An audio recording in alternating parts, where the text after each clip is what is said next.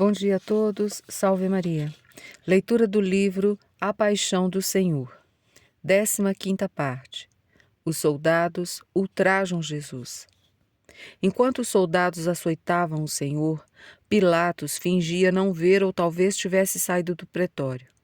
Não pretendia, com a pena, castigar o réu, apenas tentava satisfazer os inimigos.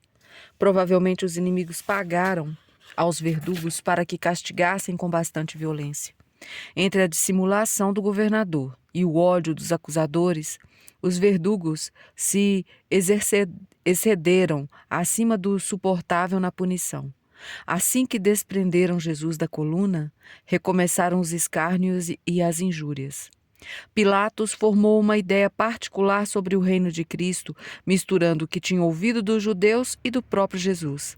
Tinha tomado conhecimento que uns dias antes o povo o aclamara rei, mas não conseguia compreender o mistério sobre um reino de outro mundo. Sabia que Jesus atribuía a si mesmo uma dignidade real e que os judeus não o aceitavam. Era evidente que não merecia morrer, talvez apenas uma punição pela confusão causada na cidade. Soube que Herodes o considerou um louco. Talvez por isso tenha deixado os soldados ridicularizarem o Senhor. Assim os judeus ficariam satisfeitos e não pediriam mais sua morte. Os soldados ficaram entusiasmados pela possibilidade de se divertirem livremente. Cumpria-se o que estava escrito. Aumentaram a dor daquele a quem feristes. Foram tão criativos na humilhação que somente uma intervenção do demônio pôde explicar a tamanha barbárie que se apoderou dos carrascos. Somente acreditamos em tamanha crueldade por estar relatada no Evangelho. De outra forma, nunca poderíamos acreditar em tamanho horror. Para injuriar e escarnecer Jesus, não foi suficiente apenas os escarros dos carrascos. Chamaram todo o pelotão, perto de 125 soldados. Foram todos se divertir e passar o tempo com aquele louco que se achava rei. O Senhor havia vestido a túnica após os açoites. O sangue coagulado no corpo se prendia na sua vestimenta. Com força usada, abriram-se as feridas e voltou a sangrar. Arrancaram-lhe as vestes e colocaram-lhe um manto escarlate. Quem trajava o manto vermelho era o imperador romano. Deste modo, ficava patente a chacota em cima de quem pretendia ser rei. O manto era velho, rasgado e sujo. Colocaram de qualquer jeito, demonstrando que sua pretensão era de um louco. Depois os soldados teceram de espinhos uma coroa e puseram-lhe sobre a cabeça.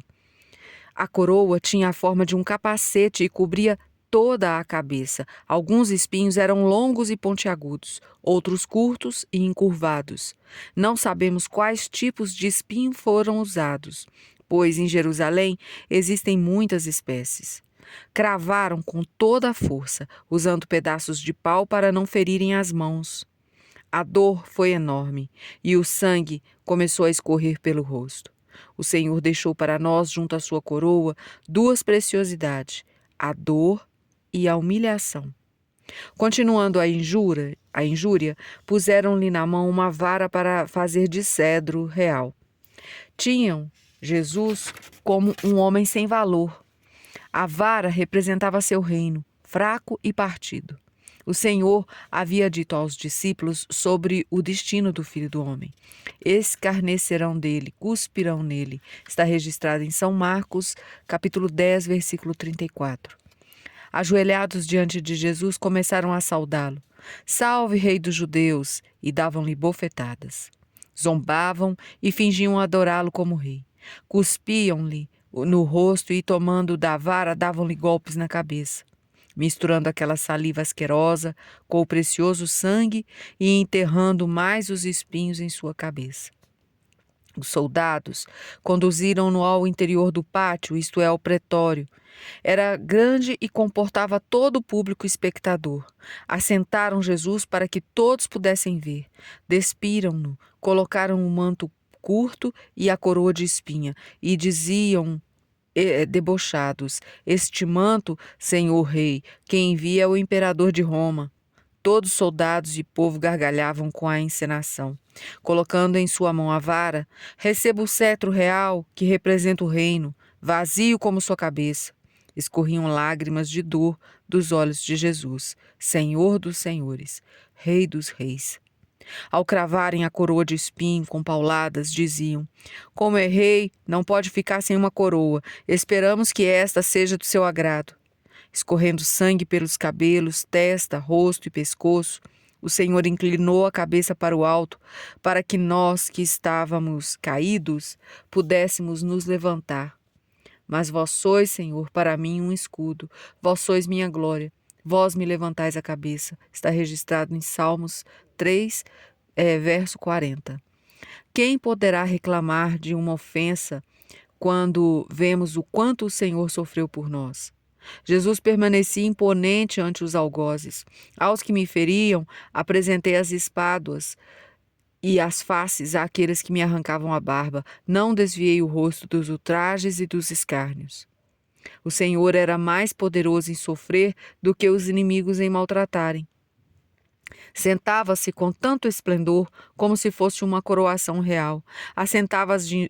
Aceitava as injúrias como se fossem louvores. Nunca houve na história um rei ou imperador que aceitasse com tanto amor aquele manto sujo, o cedro, vara e a coroa de espinhos. O Senhor gostaria que todos os homens estivessem presentes à sua coroação. Mas poucos estavam presentes ao convite. Saí, ó filhas de Sião, contemplai o rei Salomão, ostentando o diadema recebido de sua mãe no dia de suas núpcias, no dia da alegria de seu coração. O rei glorioso, por vossa santidade, está registrado já em Êxodo, capítulo 15, versículo 11. Seria coroado não por joias, mas pela riqueza que Deus lhe concedeu para a sua glória, a obediência até a morte por amor. O manto rubro era velho e não tinha valor, porque o verdadeiro traje real eram as chagas com seu sangue. Reúnem-se todos e vêm a ti. Por minha vida, diz o Senhor, de gala te revestirás, como uma noiva te cingirás.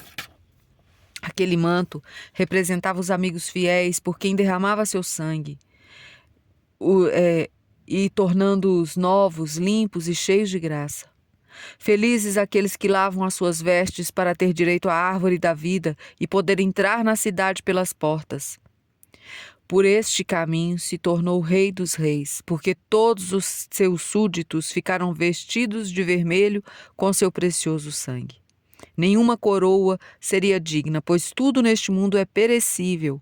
O que fica é o amor que se adquire pelo sofrimento, como espinhos que ferem. Embora merecêssemos a morte eterna e todo o sofrimento, o Senhor recebeu os espinhos em nosso lugar.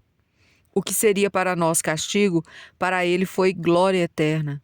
Dos espinhos de que fomos poupados, brotou flores de imortalidade, uma coroa perene. Cravada firmemente em sua cabeça, assim não cairia e ninguém poderia tirá-la. Seu reino seria inabalável e perpétuo.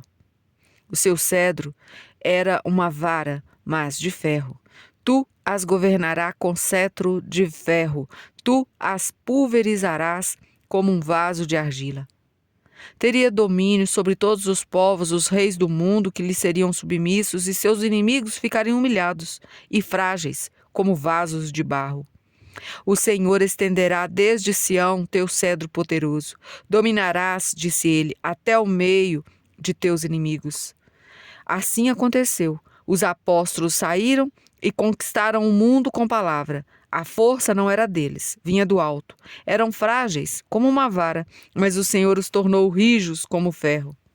A fraqueza de Deus é mais forte do que os homens. Uma vara posta na mão de Deus é mais forte que tudo. Santo Atanásio diz que os apóstolos foram a vara frágil, ignorantes e fracos, mas em pouco tempo se estenderam por todo o mundo como o cedro de Deus, vencendo e convertendo reis, sábios e poderosos. Vede, irmãos, o vosso grupo de eleitos, não há entre eles vós muitos sábios, humanamente falando, nem muitos poderosos, nem muitos nobres. O que é estulto no mundo, Deus o escolheu para confundir os sábios. O que é fraco no mundo, Deus o escolheu para confundir os fortes. O que é vil e desprezível no mundo, Deus o escolheu, como também aquelas coisas que nada são, para destruir as que são. Assim, nenhuma criatura se vangloriará diante de Deus, nem conferirá a si a força e o poder que vem de Deus. Está registrado em Cartas aos Coríntios, 1 Coríntios, capítulo 1, versículo 26 a 29. Como seu reino foi fundado em homens, os escárnios foram necessários para que estes se tornassem pacientes na adversidade, desprezassem os aplausos e renunciassem a tudo que no mundo separa de Deus. Assim, ficariam preparados todos os que confessam seu nome. Mártires e santos saberiam que a felicidade não é triunfar nesse mundo, mas servir ao Senhor. Não seria justo apenas alguns assistirem. Então, o trouxeram para o pátio, onde todos pudessem ver a sua coroação. E terminamos hoje mais uma parte da nossa leitura. Espero que estejam aproveitando essas meditações acima desse livro, muito bem escrito, muito bem detalhado. A todos os senhores, salve Maria.